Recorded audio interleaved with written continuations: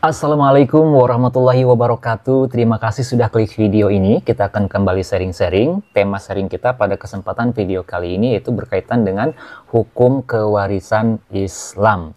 Saya udah pernah bikin video, udah pernah upload video di channel ini yang ada kaitannya dengan masalah waris. Itu ternyata banyak juga yang komen. Isinya ada yang bertanya, ada yang menyampaikan permasalahan, persengketaan, ada yang minta pendapat, minta arahan. Dan tentunya ini pertanyaannya sangat banyak sekali dan saya mohon maaf belum bisa jawab satu persatu. Tapi saya sudah punya niat ingin jawab satu persatu itu dalam bentuk kompilasi ya. Nanti pertanyaan-pertanyaan berkait dengan waris kita bahas satu persatu, jawab satu persatu. Dan nanti akan saya jawab sesuai dengan apa yang saya ketahui ya. Adapun nanti kalau misalkan saya tidak begitu mendalami atau jawabannya belum saya temukan dari permasalahan yang teman-teman sampaikan, tentu nanti saya akan undang narasumber atau yang akan menyampaikannya nanti orang yang memang punya kompetensi mendalam di bidang kewarisan Islam ini. Jadi saya mohon maaf tidak cepat-cepat balas karena masalah warisan ini tidak bisa sembarangan saya jawab ya, tidak bisa asal bunyi. Saya harus punya rujukan, referensi, dan yang akan saya sampaikan itu tentunya rujukannya salah satunya adalah kitab atau buku kompilasi hukum Islam, yaitu KHI. Buku KHI ini merupakan salah satu rujukan atau salah satu pegangan bagi hakim-hakim di pengadilan agama dalam menangani perkara-perkara yang berkaitan dengan warisan yang diajukan ke pengadilan agama. Nah, oleh karena itu, pada kesempatan kali ini, sebagai pembukanya, kita bahas dulu, kita ketahui dulu hukum kewarisan Islam yang dimaksud, yang dicantumkan atau yang dibahas di dalam buku kompilasi hukum Islam itu sendiri.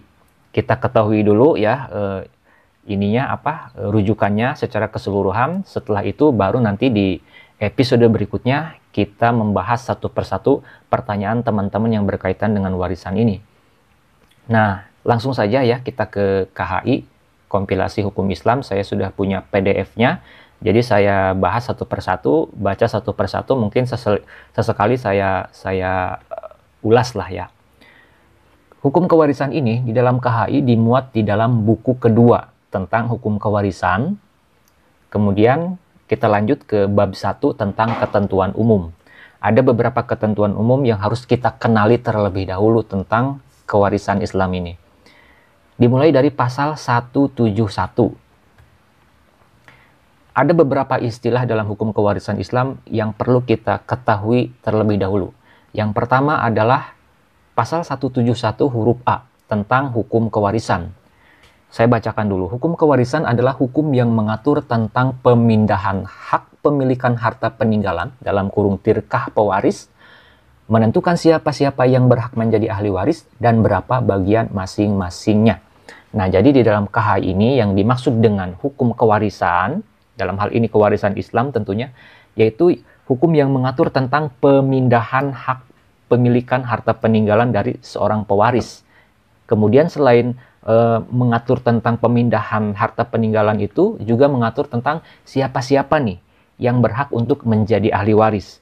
Kemudian poin yang ketiganya adalah mengatur ataupun juga menentukan atau mencari berapa bagian masing-masing dari ahli waris tersebut. Nah, itu adalah huruf A.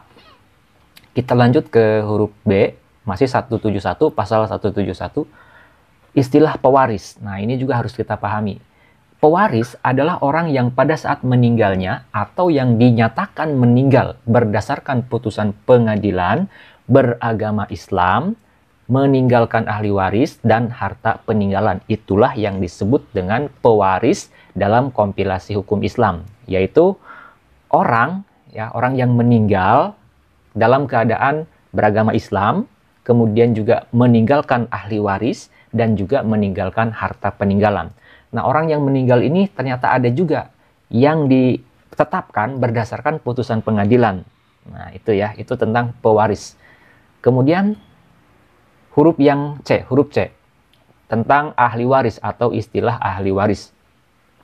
Ahli waris adalah orang yang pada saat meninggal dunia mempunyai hubungan darah atau hubungan perkawinan dengan pewaris beragama Islam dan tidak terhalang karena hukum untuk menjadi ahli waris. Itu disebut dengan ahli waris. Mungkin sudah pada paham kalau ahli waris ya. Kemudian yang berikutnya, istilah berikutnya huruf D, harta peninggalan. Harta peninggalan adalah harta yang ditinggalkan oleh pewaris. Jadi orang yang meninggal dunia itu meninggalkan warisan itu disebutnya dengan pewaris ya. Jangan salah dengan istilah ahli waris. Ingat itu ya. Baik yang berupa benda yang menjadi miliknya maupun hak-haknya. Itu ya. Jadi tidak hanya benda, melainkan hak-hak yang lain juga itu bisa menjadi istilahnya pewaris ya, warisan gitu. Kemudian selanjutnya huruf E, harta waris. Nah, harta waris adalah harta bawaan ditambah bagian dari harta bersama setelah digunakan untuk keperluan pewaris selama sakit sampai dengan meninggalnya, biaya pengurusan jenazah atau tajhiz, pembayaran hutang, dan pemberian untuk kerabat. Nah, jadi di dalam KHI ini kita harus bedakan. Ada harta peninggalan, ada harta waris. Kalau harta peninggalan itu seluruh harta yang ditinggalkan oleh almarhum, itu disebutnya harta peninggalan. Tetapi harta warisan itu adalah harta yang sudah bersih setelah dikurangi biaya mengurus pada saat beliau almarhum ini dulu waktu hidup masih sakit, kemudian biaya pengurusan jenazah, membayar hutang-hutangnya ya. Setelah dikurangi itu, sisanya itulah yang disebut dengan harta waris. Nah, mungkin itu istilah-istilah yang perlu kita pahami terlebih dahulu. Sekarang kita lanjut ke pasal 172. Dan ini babnya sudah berbeda, yaitu bab 2 tentang ahli waris. Pasal 171. Saya baca. Ahli waris dipandang beragama Islam apabila diketahui dari kartu identitas atau pengakuan atau amalan atau kesaksian. Sedangkan bagi bayi yang belum lahir atau anak yang belum dewasa beragama menurut ayahnya atau lingkungannya. Nah, itu adalah ahli waris itu dipandang beragama Islam kalau memang secara administratif dia punya identitas, kartu identitas. Ya KTP lah ya, KTP, kartu keluarga yang menyatakan di situ tercantum agamanya agama Islam. Nah, gimana kalau misalkan bayi, kemudian anak yang belum dewasa, agamanya itu mengikuti agama ayahnya, ya, yang tercantum di dalam kartu identitas tersebut, atau berdasarkan lingkungan, tapi prioritasnya berdasarkan agama yang dianut oleh ayahnya. Kemudian lanjut pasal 173. Seorang terhalang menjadi ahli waris apabila dengan putusan hakim yang telah mempunyai kekuatan hukum yang tetap dihukum karena, nah ini penting, huruf A, dipersalahkan telah membunuh atau mencoba membunuh atau menganiaya berat para pewaris. Jadi seorang ahli waris itu dia bisa terhalang untuk mendapatkan warisan dari si pewaris itu apabila yang pertama tadi diputus atau divonis oleh pengadilan dengan putusan yang berkekuatan hukum tetap, inkrah, di mana kesalahannya itu atau tuduhannya atau vonisnya dia terbukti melakukan pembunuhan terhadap si pewaris atau melakukan percobaan pembunuhan terhadap si pewaris atau menganiaya berat sampai si pewaris ini cacat waktu hidup kemudian meninggal. Nah, si ahli waris tersebut terhalang untuk mendapatkan harta waris dari si pewaris ini. Kemudian huruf B, dipersalahkan secara memfitnah telah mengajukan pengaduan bahwa pewaris telah melakukan suatu kejahatan yang diancam dengan hukuman 5 tahun penjara atau hukuman yang lebih berat. Nah, jadi ahli waris juga dapat terhalang haknya apabila dia melakukan memfitnah ahli waris kemudian sampai dengan terancam hukuman penjara 5 tahun. Itu juga dapat menghalangi seorang ahli waris untuk mendapatkan warisan. Kita lanjut pasal 174. Angka 1, kelompok-kelompok ahli waris terdiri dari huruf A, menurut hubungan darah. Ya, kelompok ahli waris nih yang pertama, menurut hubungan darah. Siapa saja orang yang ahli waris yang tercantum di sini berdasarkan hubungan darah? Yang pertama, golongan laki-laki Nah, golongan laki-laki siapa saja? Ayah, anak laki-laki, saudara laki-laki, paman, dan kakek. Kemudian, golongan perempuan siapa saja? Ibu, anak perempuan, saudara perempuan, dan nenek. Kemudian huruf B, menurut hubungan perkawinan. Siapa saja itu? Duda atau janda. Kemudian angka 2, apabila semua ahli waris ada, maka yang berhak mendapat warisan hanya anak, ayah, ibu, janda, atau duda. Nah, itu ya. Jadi, ketika si pewaris meninggalkan harta warisan, yang lebih berhak ya untuk mendapatkan warisan, yang utamanya itu siapa? Anak dari si pewaris, ayah dari si pewaris, janda atau duda. Nah, itu ya terkait dengan kelompok-kelompok ahli waris. Kita lanjut ke pasal 175.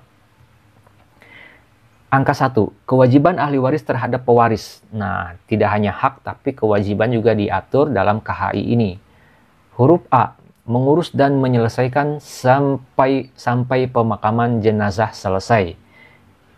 Kita paham ya. Yang huruf B, menyelesaikan baik hutang-hutang berupa pengobatan, perawatan, termasuk kewajiban pewaris maupun penagih piutang. Jadi, ternyata ahli waris selain bisa mewarisi harta warisan, juga bisa berkewajiban untuk menunaikan hutang-hutang daripada si pewaris ini ya. Kemudian, huruf C, menyelesaikan wasiat pewaris. Jadi kalau misalkan si pewaris ini meninggalkan wasiat, maka ahli waris ini wajib untuk menunaikan atau menyelesaikan wasiat tersebut. Lanjut huruf D, membagi harta warisan di antara ahli waris yang berhak. Jadi tunaikan dulu kewajiban-kewajibannya tadi, barulah nanti membagikan harta warisan di antara ahli waris yang berhak. Itu ya. Kemudian angka 2, tanggung jawab ahli waris terhadap hutang atau kewajiban pewaris hanya terbatas pada jumlah atau nilai harta peninggalan. Jadi kalau misalkan harta peninggalannya itu hanya 1 miliar, tetapi hutangnya lebih dari 1 miliar, maka ada batasan bagi ahli waris ya untuk bertanggung jawab terhadap hutangnya yang semampu atau senilai dari harta peninggalannya saja. Ya, pemahaman saya seperti itu. Silahkan sharing kalau punya pendapat. Kita lanjut ke bab 3 tentang besarnya bagian, yaitu diatur dalam pasal-pasal berikut ini. Pasal 176, saya baca dulu. Anak perempuan bila hanya seorang, ia mendapat separuh bagian. Bila 2 orang atau lebih, mereka bersama-sama mendapat 2/3 bagian. Dan apabila anak perempuan bersama-sama dengan anak laki-laki, maka bagian anak laki-laki adalah 2/1 dengan anak perempuan. Nah, itu bagian untuk anak ya, anak perempuan atau anak laki-laki dalam kondisi-kondisi sebagaimana saya baca dalam pasal 176 ini. Kita lanjut ke pasal 177. Bagian ayah nih. Ayah mendapat 1/3 bagian bila pewaris tidak meninggalkan anak. Bila ada anak, ayah mendapat 1/6 bagian. Nah, itu adalah bagian warisan untuk seorang ayah. Berapa bagiannya? Yaitu tadi, kalau si pewaris ini meninggalkan anak, si ayah tadi mendapatkan 1/3. Tapi kalau si pewaris ini, almarhum ini, meninggalkan anak, ada anak kandung si pewaris almarhum, maka si ayah bagian warisannya adalah 1/6. Nah, itu ya bagian untuk ayah. Selanjutnya dalam pasal 178, ini bagian untuk ibu. Diatur dalam 2 angka. Angka 1, ibu mendapat 1/6 bagian bila ada anak atau 2 saudara atau lebih. Jadi si ibu ini bisa mendapatkan 1/6 apabila si pewaris ini meninggalkan anak atau 2 saudara atau lebih. Jadi punya anak dan punya saudara. Ya punya kakak atau punya adik ya. Bila tidak ada anak atau dua orang saudara atau lebih, maka ia mendapat sepertiga bagian. Si ibu bisa mendapatkan sepertiga bagian apabila si pewaris ini tidak ada anak, tidak punya anak, atau dua orang saudara atau lebih, atau tidak punya saudara, ya gitu. Anak tunggal mungkin. Kemudian angka 2, ibu mendapat sepertiga bagian dari sisa sesudah diambil oleh janda atau duda bila bersama-sama dengan ayah. Jadi si ibu ini bisa juga mendapat sepertiga apabila ya dari sisa ya. Sepertiga bagian dari sisa sesudah diambil oleh janda atau duda. Jadi kalau misalkan bagian untuk janda udah diporsikan, bagian untuk duda sudah diberikan, kemudian juga bagian untuk ayah sudah diberikan, maka si ibu ini bisa mendapatkan sepertiga bagian dari sisa yang dimaksud dalam pasal 178 ini. Nanti yang punya pendapat, yang punya kompetensi, tolong untuk sharing ya. Kita berbagi pengetahuan saja. Saya juga di sini tidak menggurui, sifatnya kita atau saya hanya membuka wadah untuk sharing-sharing. Apa yang saya ketahui ya saya sampaikan, kalaupun tidak, tentu nanti kita akan bahas di episode selanjutnya bersama narasumber yang berkompeten juga. Ya, kita lanjutkan. Pasal 179. Duda, nah ini bagian untuk duda. Duda mendapat separuh bagian bila pewaris tidak meninggalkan anak. Dan bila pewaris meninggalkan anak, maka duda mendapat seperempat bagian. Jadi duda itu bisa mendapatkan separuh bagian, 50-50 ya, tapi bisa juga mendapatkan seperempat. Kapan si duda mendapatkan separuh? Apabila pewaris tidak meninggalkan anak. Apabila ya nggak ada anak nih, nggak punya anak kandung, maka si duda tadi dapat setengahnya dari warisan. Kemudian kalau ada anak ya itu dapat seperempat. Nah itu sudah kita pahami ya. Kita lanjut ke pasal 180. Sekarang bagian untuk janda. Janda mendapat seperempat bagian bila pewaris tidak meninggalkan anak. Nah, dan bila pewaris meninggalkan anak, maka janda mendapat 1/8 bagian. Jadi untuk janda itu 1/4, bisa juga mendapat 1/8. Kapan dapat 1/4? Bila pewaris tidak meninggalkan anak. Kapan mendapat 1/8? Apabila pewaris meninggalkan anak. Kita lanjut pasal 181. Bila seorang meninggal tanpa meninggalkan anak dan ayah, maka saudara laki-laki dan saudara perempuan seibu masing-masing mendapat 1/6 bagian. Bila mereka itu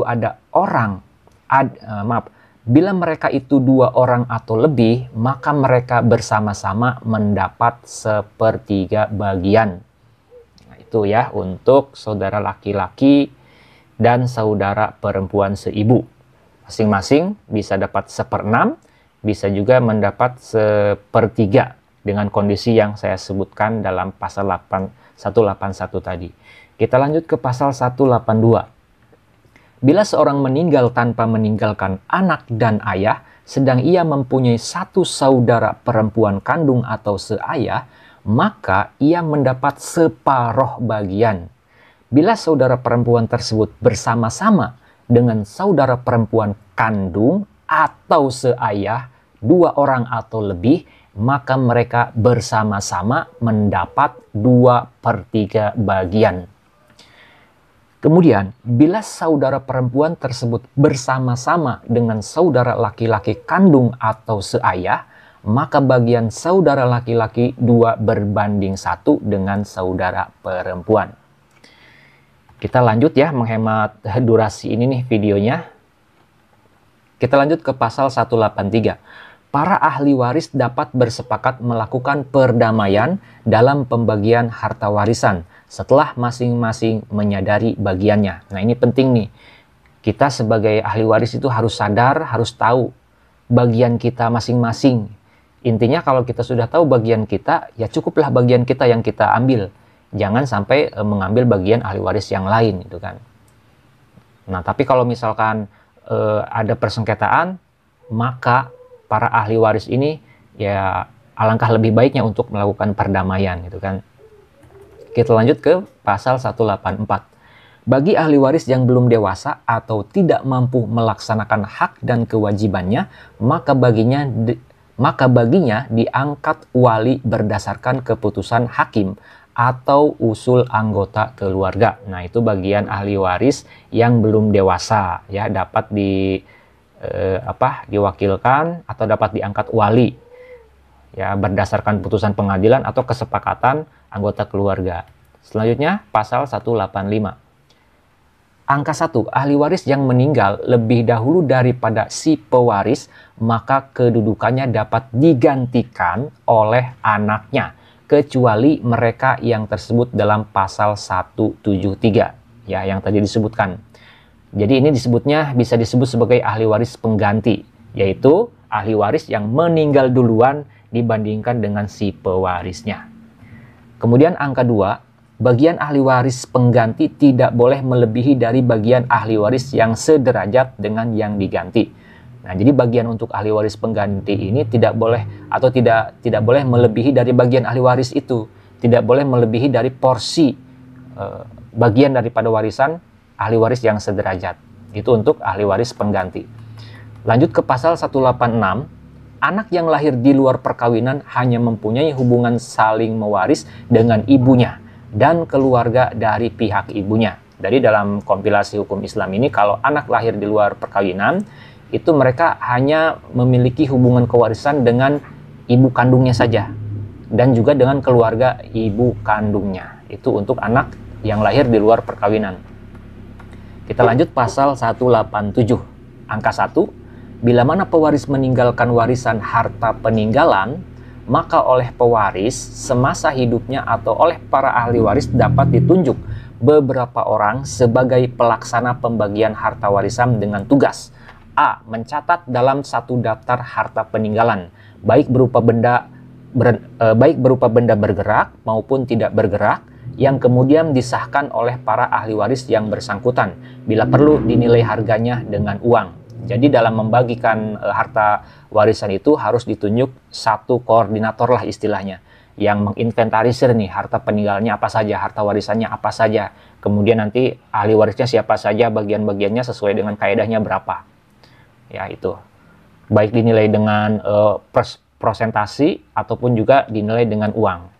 Huruf B, menghitung jumlah pengeluaran untuk kepentingan pewaris sesuai dengan pasal 175 ayat 1 sub A, B, dan C yang tadi ya. Kalau udah dikurangi dengan biaya pemulasaraan, bayarin hutangnya, barulah itu harta warisannya yang dibagikan setelah dikurangi biaya-biaya tadi. Kita lanjut ke pasal 188. Para ahli waris baik secara bersama-sama atau perseorangan dapat mengajukan permintaan kepada ahli waris yang lain untuk melakukan pembagian harta warisan. Bila ada di antara ahli waris yang tidak menyetujui permintaan itu, maka yang bersangkutan dapat mengajukan gugatan melalui pengadilan agama untuk dilakukan pembagian warisan. Jadi bisa, kalau ada yang bersengketa seperti ini, bisa mengajukan ke pengadilan agama. Kita lanjut pasal 189.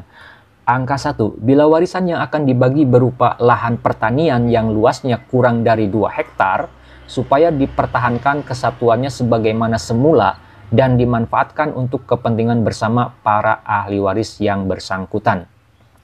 Kemudian angka kedua, bila ketentuan tersebut pada ayat 1 pasal ini tidak dimungkinkan karena di antara para ahli waris yang bersangkutan ada yang memerlukan uang, maka lahan tersebut dapat dimiliki oleh seorang atau lebih ahli waris yang dengan cara membayar harganya kepada ahli waris yang berhak sesuai dengan bagiannya masing-masing. Jadi pembagian harta warisan ataupun juga penyelesaian warisan ini kalau bentuknya misalkan lahan pertanian yang kurang dari 2 hektar, itu bisa dipertahankan. Intinya udahlah, nggak usah dijual, kita pertahankan aja, nanti misalkan hasilnya dibagi sesuai porsi masing-masing. Tapi kalau misalkan ada yang butuh nih, nah maka nanti salah satu ahli waris boleh juga nih untuk istilahnya membeli bagian dari si ahli waris yang butuh uang tersebut. Itu bisa, menurut saya seperti itu ya pemahaman saya. Lanjut pasal 190. Bagi pewaris yang beristri lebih dari seorang, maka masing-masing istri berhak mendapat bagian atas gonogini dari rumah tangga dengan suaminya. Sedangkan keseluruhan bagian pewaris adalah menjadi hak para ahli warisnya. Jadi kalau misalkan si pewaris ini poligami lah, punya banyak istri, nah masing-masing istri itu berhak untuk mendapat bagian dari gonogini ya. Gonogininya dulu dibagikan masing-masing dari rumah tangga dengan suaminya tersebut. Nah, kemudian bagian gonogini dari si suami ini barulah ini dibagi untuk menjadi hak bagi para ahli warisnya. Jadi dibagi dua dulu nih. Setengah merupakan gonogini untuk si pewaris, setengahnya lagi untuk para istri-istrinya sesuai dengan kadar yang ditentukan nanti. Nah, kemudian gonogini bagian dari almarhum, dari si pewaris, itu menjadi warisan bagi para ahli warisnya. Kita lanjut ke pasal 191. Bila pewaris tidak meninggalkan ahli waris sama sekali atau ahli warisnya tidak diketahui ada atau tidaknya, maka harta tersebut atas putusan pengadilan agama diserahkan penguasaannya kepada Baitul Mal untuk kepentingan agama Islam dan kesejahteraan umum. Itu kalau misalkan pewaris tidak meninggalkan ahli waris satupun. Kita lanjut ke bab 4, Aul dan Rad. Pasal 192, apabila dalam pembagian harta warisan di antara para ahli warisnya, Zawil Furud menunjukkan bahwa angka pembilang lebih besar dari angka penyebut, maka angka penyebut dinaikkan sesuai dengan angka pembilang, dan baru sesudah itu harta warisannya dibagi secara aul.